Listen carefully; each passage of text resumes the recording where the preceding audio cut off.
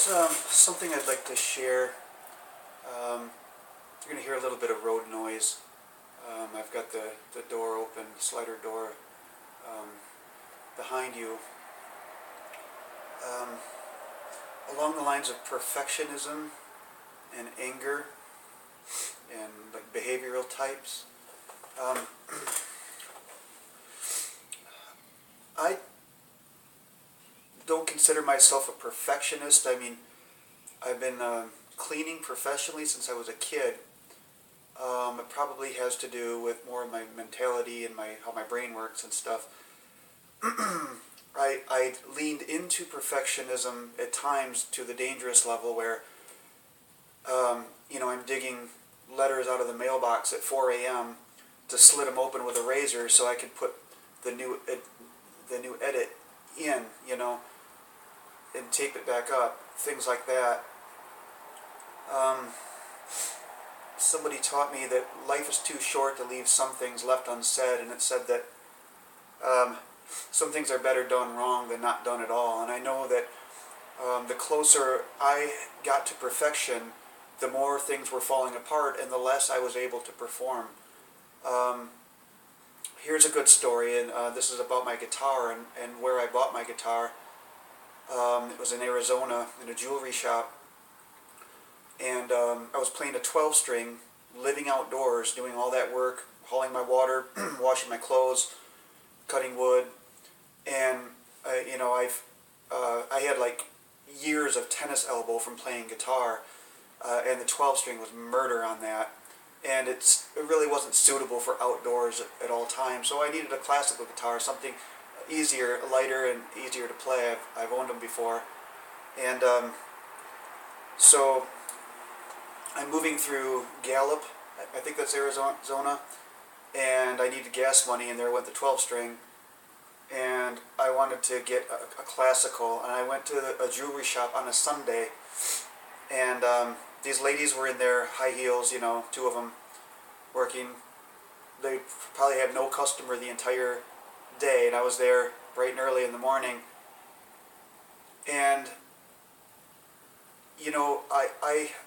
I lost the ability to play guitar and to sing because it was kind of a clash between me and other people. It was like, well, I shouldn't have to try to prove anything to anybody, and any musician knows that 98% of what you do is rehearsing, and there's 2% that you actually ever get to really perform. Or I mean, it's probably not that way for professional musicians, but for the basic musician, you're doing, it's all rehearsal, and it's the same thing with my work. I always had this attitude. What people judge me for being prideful too about my playing, so I just backed off. I'm like, well, I'm not going to prove anything to you, especially if you're going to be a jerk. So I lost the ability to play, and I kicked myself for it. It was the enemy's tactic that he used against me to silence me.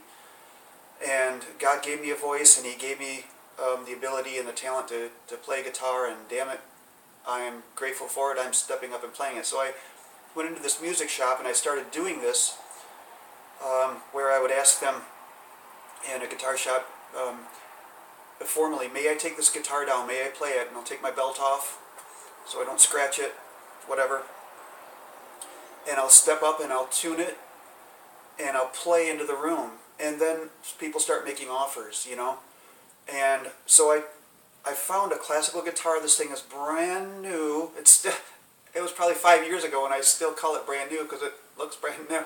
It's still like brand new. And it's a Lucida. It's not the highest quality guitar, but it was brand new. It was in a jewelry shop of all places. And the ladies there didn't know much about the music end of the store, but they did, they did make sales there for the people that owned it when they weren't there. And so I sat down on a nice little chair that was perfectly placed in this jewelry store. That's a nice store. And glass windows, a storefront. And I stepped up and tuned it. The guitar probably may have never ever been tuned ever since its inception, ever since it's been strung. And I tuned it and I played into the room one of my classical guitar songs on it. And they helped me by it. They appreciated it. You know, they appreciated the sound. And I'm almost ready to cry. And they helped me buy it. I had to return to the ATM. I had to go to an ATM and come back. And they helped me get a case for it, which I didn't have money for. And I got it all under budget. And they helped me do it. I made some friends. And that guitar lived through a car wreck where it was strapped to my front seat, and it wouldn't have survived, probably wouldn't have survived without the case that the ladies pretty much gave me. And I was hit, it was T-bone, so I was hit on both sides of the head, bent my glasses, and I think what hit me on the right side of the head was the head of the guitar. And there's no damage to the guitar whatsoever. So losing that at a pawn shop, I broke my heart. God gives me something like this, and I have bills to pay. There's not much I can do sometimes. But I have the guitar again, and I have my voice. And that's why I'm making these videos, too. But I tell myself today, you know, a lot of perfectionists have hired me, the engineer type, you know, attorneys and things, have hired me to clean for them and to work for them. And they like my work. Millionaires, stuff like that, they like my work because they're into perfectionism and they got anger issues and holes in the walls and stuff like that, you know. And I totally understand. But they like my work because I do things by priority. I just have to. There's so many things that I don't know, but so many things that I do know. It's just my particular path has led me. If I need to know something, that's what I go after, to the exclusion of everything else. Maybe it's that way for everybody. To me, it's in an extreme. So these perfectionists, they like my work. I'm not a perfectionist, and some people I've lost work because I've told them I'm not perfect, because I want people to know that I'm not perfect in spirit. I'm not perfect in, well, maybe my spirit might be perfect because it's, I mean, if it's Elohim spirit, but me, I'm imperfect. I screw up, and I want people to know that I screw up sometimes. And sometimes I deliberately screw up, so you know, it is a form of humility, I suppose. Saturday's the day that I deliberately don't make the bed unless somebody has to see it. So, but I'm not so much a perfectionist, but I'm just good with imperfections. So, you know, I drive a really old vehicle, but I get compliments on it even today, and I don't spend hours washing it and waxing it and cleaning it. I do take care of it, but it doesn't matter to me. It's not that big of a deal.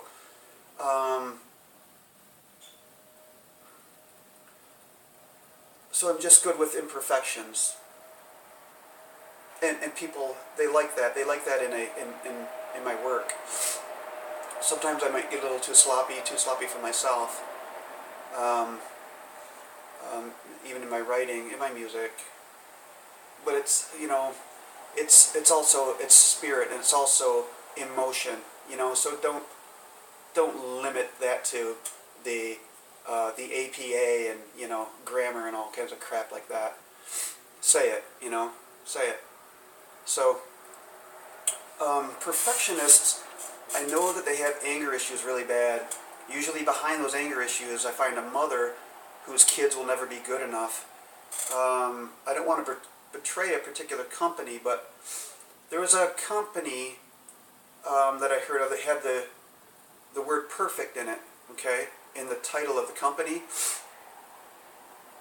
And one of the family members of this company, he wound up in prison, but he was masochistic. He took his aggression out on himself. He like swallowed razor blades, and they had to put mittens on him to keep him from beating himself up.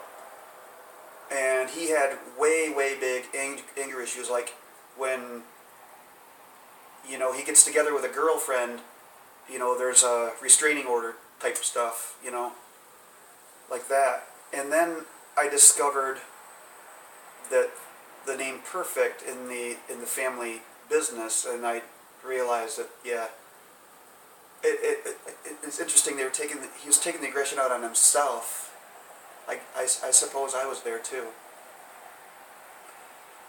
And one individual I worked for, he was violent, and there was one time, I was a friend of the guy, he had a heart too at times, and I was a friend of the guy, and there was one time at work I was too afraid to quit. If somebody would have saw what was going on, they would have called the police. And I was too afraid to go out to my vehicle to start it up to try to drive away because I was afraid he would come out and smash my windshield out. And, I stayed loyal to people like that didn't deserve my loyalty. Anyhow, I noticed the relationship between he and his wife and his dog. One time, and this was years ago, one time I was visiting, and I noticed the dog really loved me. It's like, okay, off the leg, Dog really loved me, and they had to, tame the thing to stay away from me. But while I was talking, I said the dog's name and I said the wife's name, and the dog's ears went up, and the dog went right over to the woman and started loving her. And I think I said something before that kind of freed things up while he was in the room, was that, wow, that your dog really loves you, doesn't he? And boom, he was right there, like in her hands. And yes, he does. He always licks me. And what I thought then was, it was odd to me, and I thought, wow, there's some kind of dynamic going on in this little family here, where the dog and the woman have a relationship that they're trying to hide from the man. And I thought maybe it was kind of a courtesy of the dog. Well, I don't want my master to be jealous. That's kind of what I thought maybe the dog was doing. Didn't want the master to be jealous of the woman. And then it wasn't until, and I'd heard stories, of abusive stuff going on. And I could see the clinginess from the woman. It was, and other people had seen it too. That I kind of, in the course of education and discussion. But it wasn't until recently that I realized that this woman, she's too afraid to leave. You got herself in a situation with an abusive person that when a person is abusive and like all that they do, and they take things for granted and everything sucks and they abuse things. You know what I mean? Nothing has value. It's kind of like across the board like that. They do when they lose things, but they have a way of hanging on to things through their abuse. It's a control kind of thing, and perfectionism may have something to do with it, and a mother that could never be pleased may have something to do with it too. But this woman, I realize, is one day I showed up to their business. The woman stepped up and said, I had seen him in a long time. She went, Mr. Kaysen! And I could see the gentleman behind the counter on the phone, and he was making eyes at me, watching my reaction. And I'd never noticed any suspicion about him like that ever before. And it was almost like, why is my wife so excited to see you, and what is he seeing in that, you know? What I realized today is that there's an abusive relationship going on there. She's getting the shit beat out of her, and she's too afraid to leave. And I think I pretty much nailed it right there. I'm sorry that women get tied up in situations like that, but, you know, I don't want to say, well, that's what you get and nobody can help you. They probably set out with all the best intentions, you know, but, you know, I get myself involved in those relationships too, and I'm not talking about boyfriend, girlfriend, and but with people, and I hate it. I hate abuse, you know. I hate when I do it.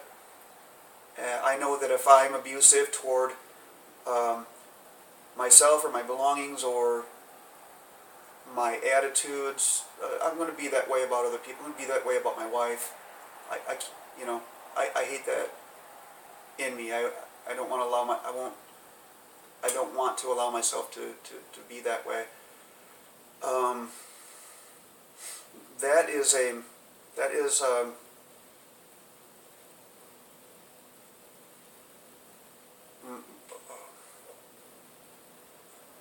pretty rich example, I hope, of perfectionism in behavior. I'm grateful that I understand today, knew that there was something strange going on, and had a way to justify it. And I'm sure many people do. It's part of being deceived, you know.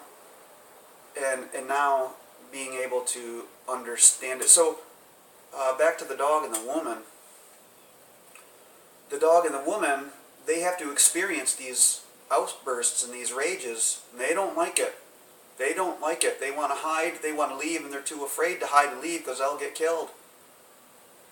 So they have this secret relationship. They're suffering together. I know that after my mother died, it was just me and my brother that were raised by her.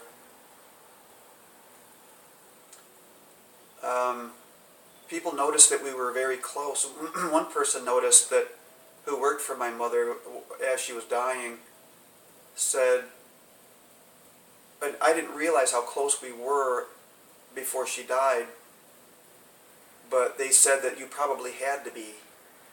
And then I realized when we were younger that we were afforded more protection when we were together from my mother's abuse. Because, well, she mostly tried to privatize the abuse between us, but when we were together, at least there was a witness, you know. But we had to be close. We had to watch each other's back. We had to do whatever we could to cut the power source. But that's all I really want to share about perfectionism and anger issues at the time.